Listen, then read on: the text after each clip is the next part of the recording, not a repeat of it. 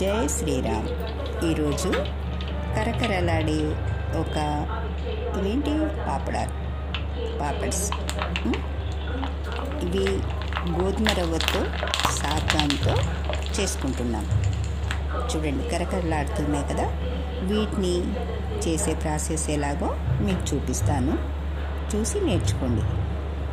వీటికి ఏంటంటే కరెక్ట్ కొలతలతో నీళ్లు పోసుకున్న రవ్వ కలుపుకునే విధానం ఉన్న బాగుంటాయి, అంటే బాగా కుదురుతాయి.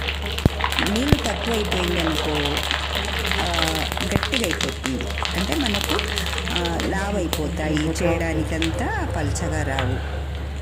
అదే నీళ్ళు మరీ ఎక్కువ అయిపోయాయి అనుకో అప్పుడు మరీ పల్చగా అయిపోయి కూడా కుదరదు. కాకపోతే ఒక్కొక్కరు ఒక్కొక్కలా చేస్తారు. నేను చేసిన విధానం చూడండి, మీకు నచ్చితే మీరు చేసుకోండి, ఓకేనా. కాకపోతే ఇది నోట్లో వేసుకుంటే చాలా టేస్టీగా ఉంటాయి, ఎందుకంటే ఇందులో పచ్చికారము పులుపు రెండు కలుస్తున్నాయి కనుక. చూడండి, చూశాక మీ ఫ్రెండ్స్కి షేర్ చేయండి, ఎలా కుదిరాయో చెప్పండి నాకు, ఓకేనా. చూడండి, ఎంత బాగున్నాయి కదా. అవి కరకరలాడుతూ ఉన్నాయి. నోట్లో వేసుకుంటే కూడా ఈజీగా కరిగిపోతాయి. వీటి ప్రాసెస్ ఏంటో ఇప్పుడు చూద్దాం. ఇది బొంబాయి రవ్వ, ఉప్మా రవ్వ.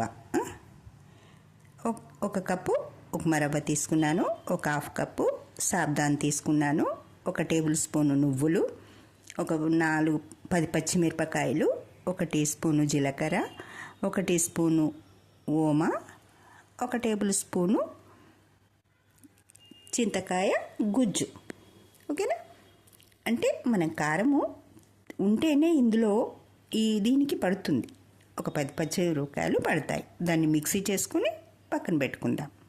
1 టేబుల్ స్పూను సాల్ట్.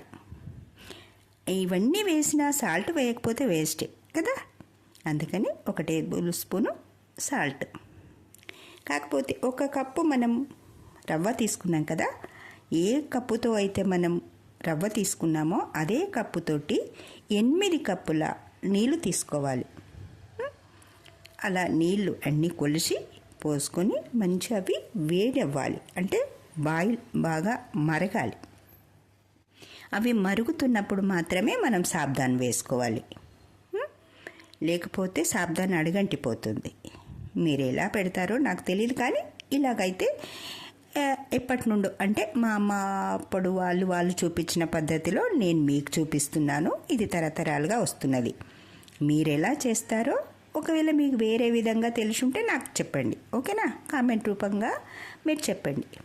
ఇప్పుడు మాత్రం ఇందులో చూడండి, 8 అయ్యాయా, లెక్క పెట్టుకున్నారా? ఇలా ఇప్పటి వరకు 5, 6 అయ్యాయి. ఇంకా కావాలి, ఇంకా 2 కప్పులు పోయాలి. వస్తున్నామా? అయిపోయింది, 8 కప్పులు అయిపోయింది. వీటిని మూత పెట్టి కాస్త మరగనిస్తాను, ఓకేనా.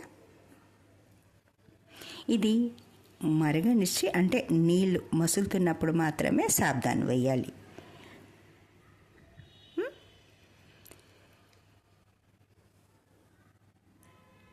సాబ్దాన్ వేసి కాస్త స్పూన్తో కలిపితే అది అడగంటకుండా ఉంటుంది, అంటే గిన్నెకి అంటుకుపోతుంది. అలా అంటుకోకూడదు ఏది కూడా కదా. అంటుకుపోయింది అనుకోండి కింద మాడిపోతుంది, మనకు సరైన ఇది చేయడానికి రాదు. అది జాగ్రత్తగా చూసుకోండి. ఎక్కువ కొంచెం కలుపుతూ ఉండాలి. మంట ఎక్కువ పెట్టేసి అటు ఇటు పోతే పొంగిపోతుంది, మనకు స్టవ్ పాడైపోతుంది, చేసే పని మనకు విసుగు వచ్చేస్తుంది. అలా కాకుండా కొంచెం జాగ్రత్తగా ఇవి చేసినంతసేపు కాస్త దగ్గరగా ఉండి చేసుకోండి, ఓకేనా.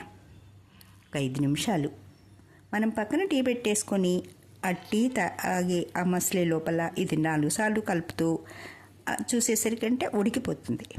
పొద్దున పూట కదా, అందుకని అది సాబ్దాన్ ఉడికేంత లోపల మనకు అక్కడ టీ మసులుతుంది, ఇది సాబ్దాన్ ఉడికిపోతుంది. అప్పుడు దాన్ని చూసుకొని ఈ ఉప్మా రవ్వని అందులో పోసేసుకోండి. అంటే ఎక్కువ ఒక్కసారిగా పోయకూడదు, కొంచెం కొంచెంగా పోస్తూ కలుపుతూ ఉండాలి నిదానంగా. ఒక్కసారిగా పోయకూడదు, ముద్ద కట్టేస్తుంది. ముద్ద కట్టేస్తే మనకు మళ్ళీ అక్కడ వడియాలు ఎండపెట్టడానికి రాదు, సరిగా ఎండవు, సరిగా ఎండలేదు అంటే సరిగా గోలవు కదా, చెడిపోతాయి. అందుకని పోసేటప్పుడు మాత్రమే జాగ్రత్తగా కొంచెం కొంచెంగా పోస్తూ కలుపుతూ ఉండాలి. ఓకేనా? ఇది మాత్రం జాగ్రత్తగా చూసుకోండి. ఇవి ఎక్కువసేపు ఉడకదు, ఒక 5 నిమిషాలలోనే గట్టి పడిపోతుంది. అన్ని నీళ్ళు పోసాం కదా అనుకుంటాం, అన్ని నీళ్ళు పోసినా చూడు కలుపుతూనే గట్టిగా అయిపోతూనే ఉంది. ఒక 5 నిమిషాలలోనే ఉడికిపోతుంది కదా, ఎక్కువ టైం పట్టదు. కాస్త ఉడికింది అనుకోగానే ముందే వేస్తే కారం ఎక్కువ ఇదైపోతుంది. అందుకని కాస్త ఉడకనిచ్చి అది ఉడికింది ఇక ఆపేద్దాము ఇంకొక 2 నిమిషాలలో అనుకున్నప్పుడు మాత్రమే జీలకర్ర, ఓమా,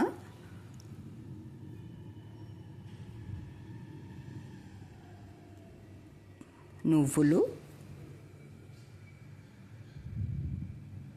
1 టేబుల్ స్పూన్ నువ్వులు ఉన్నాయి.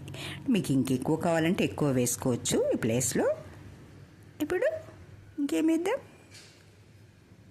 కారం కూడా వేయాలి, వేద్దాం. ఇది ఒకసారి అయితే మంచిగా కలిపేసిన తర్వాత కారం వేద్దాం.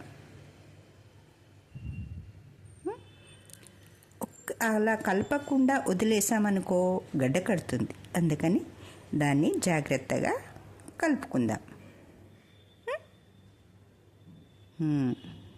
ఎలా కనిపిస్తుంది?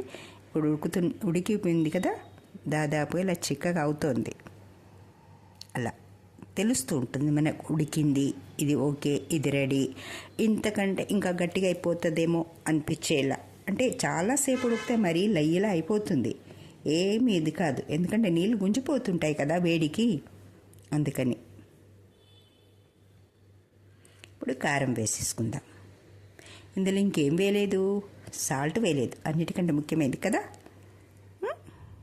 సాల్ట్ కూడా వేసుకుందాం ఇప్పుడు. అది ఈ కారం అంతా మంచిగా కలుపుదాం. లేకపోతే ఒక దగ్గర ముద్దలా ఉండిపోయి, ఒక దగ్గర చప్పగా, ఒక దగ్గర తిన్నది ఒకటి కారంగా వచ్చేస్తుంది అని శుభ్రంగా కలుపుకోవాలి, అంటే బాగా కలపాలి. ఇప్పుడు ఏమేస్తున్నాము, సాల్ట్. దానికి 1 టేబుల్ స్పూను సాల్ట్ పడుతుంది. అయిపోయింది, ఉడికింది. ఇంకా లాస్ట్లో ఇంకొకటి కొంచెం, ఇప్పుడు నువ్వులు ఉన్నాయి, ఓమా ఉంది, జీలకర్ర ఉంది, కమ్మగా వస్తుంది, కొంచెం కారంగా ఉంది, కాస్త సాల్ట్ ఉంది, కొంచెం పుల్లగా ఉంటే ఇంకా బాగుంటుంది కదా. అందుకని చింతకాయ గుజ్జు తీసుకున్నాను. చింతకాయలు ఉడకబెట్టి దాన్ని గుజ్జుగా చేసి పక్కన ఉంచుకున్నాను. అది 1 టేబుల్ స్పూన్ ఉంటుంది. ఇది పూర్తి ఉడికిందన్నాక దాన్ని ముందే పోసి ఉడకనివ్వకూడదు, లాస్ట్లో పోసేసుకుంటే సరిపోతుంది.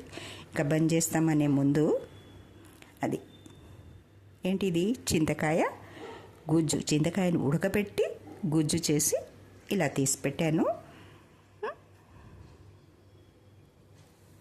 ఎందుకంటే చింతకాయ ఇలా గుజ్జు చేయడానికి ముందు ఒకేసారి కొంచెం ఒక 1/2 కేజీ అలా ఉడకబెట్టేసి గుజ్జు చేసి ఒక దాంట్లో ఉంచి కొంచెం ఒక 2 స్పూన్ల నీళ్ళలో వేసి ఒక 1/2 కేజీ మిర్చి నానవేశాను.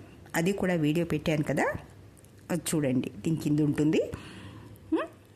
అంటే మన నిమ్మకాయ కంటే కూడా చింతకాయ గుజ్జులో వేసినవి మిరపకాయలు చాలా టేస్ట్గా ఉంటాయి. ఈ టైంలో ఎండ కూడా చాలా కొడుతుంది కదా, మధ్యాహ్నం చింతకాయ దొరుకుతుంది. అందుకని ఈ టైంలో చేశాను ఇవి. మీకు నచ్చితే మీరు చేసుకోండి. ఓకేనా ఫ్రెండ్స్? చూడండి ఎలా ఉంది. మీ ఫ్రెండ్స్కి షేర్ చేయండి. నా ఛానల్ సబ్స్క్రైబ్ చేసుకోండి. నలుగురికి చెప్తేనే కదా ఏది మంచి ఏది చెడు అని తెలిసేది కదా. ఒక్కొక్కరు ఒక్కొక్క రకంగా చేస్తారు.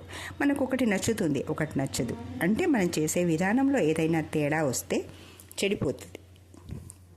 చెడిపోకుండా ఉండాలంటే కాస్త జాగ్రత్తగా, అంటే ఇప్పుడు నీళ్ళు తక్కువ అయితే గట్టిగా అయిపోతుంది, ఇలా స్పూన్తో చేయడానికి రాదు. అప్పుడు అది మందమైపోతుంది. మందమైతే ఎండదు తొందరగా, ఎండకపోతే కలర్ తెల్లగా రాదు, ఎర్రగా అయిపోతుంది. అందుకని ఇది ఇప్పుడు పల్చగా ఓ ప్లాస్టిక్ కవర్ మీద వేసి ఎండకు పెట్టుకోవాలి. మనకు ఎండ ఎక్కువ కొట్టకుండా పొద్దుటిపూట పెట్టామనుకో మన శరీరానికి ఎండ కొట్టదు, కానీ అవి ఎండుతాయి. అందుకని ఈ చలికాలంలో కాస్త ఎండ మన శరీరం మీద పడాలని పొద్దున 7 గంటల టైంలో పెడుతున్నాను. కాస్త టీ తాగేసి శుభ్రంగా ఇది పెట్టేసుకున్నామనుకో, ఆ తర్వాత అవి ఎండిపోతూ ఉంటాయి. మనం మన దినచర్య అన్నీ చేసుకోవచ్చు. అది నా ప్లాన్. మీరు కూడా ఎలా చేస్తారు? ఏంటి ఇంకేమేం వడియాలు చేస్తారు మీరు? మీకు తెలిసినవి నాకు కామెంట్ రూపంలో చెప్పండి. నాకు తెలిసినవి మా అమ్మ చూపించినవి మీకు చూపిస్తున్నాను, మీరు చేసుకోండి. ఓకేనా? ఇప్పుడు వడియాలన్నీ ఇలా దాదాపుగా అన్ని స్పూన్తో పెట్టేశాను. ఓ 15 నిమిషాలు కదా పడుతుందో, 15 నిమిషాలు టైం పడుతుంది. 15 నిమిషాలలో అన్నీ పెట్టడం అయిపోయింది. అన్నీ పెట్టాక వచ్చేసాను. ఓకేనా? ఇవి సాయంత్రంకి ఎండుతాయి దాదాపుగా, కానీ ఆ రోజే తీసుకోవడానికి రాదు. ఇంకొక రోజు కూడా ఎండలో బాగా ఎండబెట్టాలి. సాయంత్రం తీసేప్పుడు మీకు చూపెట్టలేదు, తీయలేదు ఇక్కడ, అందుకని ఇవి గోధుమలు మాత్రమే చూపిస్తున్నాను. ఫస్టే గోధుమలు చూపెట్టాను కదా, అందుకని ఇప్పుడు లాస్ట్లో అవి మాత్రమే పెట్టాను. ఎలా ఉంది? బాగున్నాయి కదా. కలర్ ఎర్రగా వచ్చింది అంటే మనం కారం వేసాము ఒకటి, కొంచెం నాకు నూనె వేడైపోయింది. కొంచెం ముందే తీయచ్చు, కానీ కొంచెం వేడైపోయింది, అందుకని ఎర్రగైపోయింది. ఓకేనా?